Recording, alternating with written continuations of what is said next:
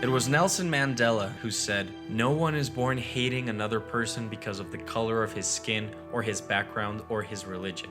People must learn to hate, and if they can learn to hate, they can be taught to love, for love comes more naturally to the human heart than its opposite." The point being that any feeling, including hate, no matter how intense or illogical it may seem, is like energy.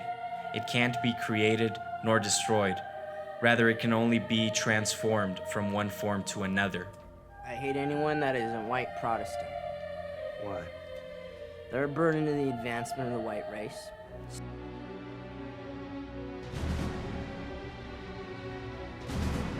American History X dives deep into hate from a unique perspective. We experience the story from the point of view of a once devoted and idealistic neo-Nazi skinhead who desperately tries to put the past behind him to protect his brother from following in his footsteps. I don't want you getting in trouble in school. It's a story founded on the belief that human nature is inherently good and asks, where does hate come from? The first time we ever see Derek on screen, we see the skinhead filled with hate towards anyone who doesn't share the color of his skin or his beliefs. At this point, we could never imagine that this man's life was ever any different. But soon we find out things weren't always this way for him. So where did it all begin? The film makes us believe for most of it that it all started with the death of Derek's father, who was murdered by a group of ethnic minorities. Because my father was murdered doing his job, putting out a fire in a fucking nigger neighborhood he shouldn't have even given a shit about.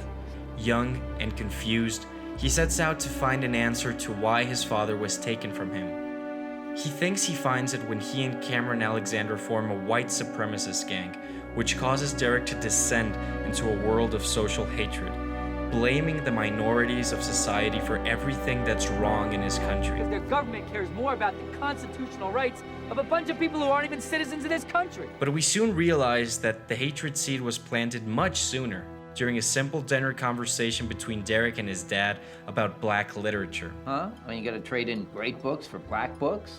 Does that make sense? Huh? This scene mirrors the other dinner scene that happens chronologically later in the story, which shows how Derek's values are completely transformed. This notion that we have some obligation to help this struggling black man, you know? Cut him some slack until he can overcome these historical injustices. It's crap. This stuff you guys are saying just perpetuates, turning and looking the other way while our country rots from the inside out. The movie jumps back and forth between past and present, and there is a very clear distinction between the two. The past is shot in black and white to represent how Derek and the people around him look at the world, as simple as black versus white.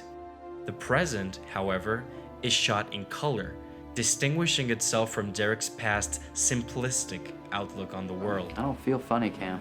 What he doesn't realize at first is that his actions don't just influence him, but the people around him, people he loves.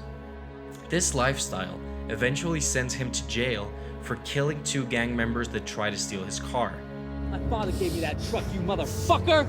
You ever shoot at firemen? Derek's reaction to this scene shows us how deep his hatred goes and how intense and misplaced his beliefs are. 2 very important things happen to Derek in prison. Number 1, he's raped by the men he thought were his brothers. And 2, he reluctantly befriends a black inmate. These 2 things and a visit from his former teacher, who also happens to be black, caused Derek to lose all faith in his cause. I don't want to fuck up my family anymore. A new man, he sets out to try and change the things he did, including that his brother doesn't follow in his footsteps. In the end, he knows the rupture of his family is his fault, and he has to fix that by becoming a better person. His arc is a moral journey into redemption. He's punished because of his actions and is forced to learn lessons on how to be better. But this realization comes too late, as his brother Danny is killed by a young black kid for virtually no reason whatsoever.